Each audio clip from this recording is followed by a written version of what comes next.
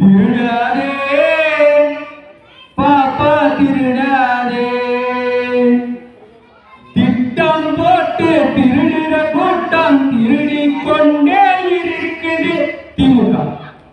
அதை சட்டம் போட்டு தடுக்கிற கூட்டம் தடுத்து கொண்டே இருக்குது மத்திய அரசு. பாரதிய ஜனதா கட்சியின் பாரத பிரதமர் திரு நரேந்திர மோடி அவர்கள் திருடனாய் பார்த்து திருந்தாவிட்டால் திருட்டை ஒழிக்க முடியாது, திருடானே. இப்படி எல்லாம் மக்கள்கிட்ட நாம எடுத்து சொல்றோம் அப்படின்னா இந்த திமுகவுக்கு அவங்களே ஆட்சியை விட்டு போயிடணும்.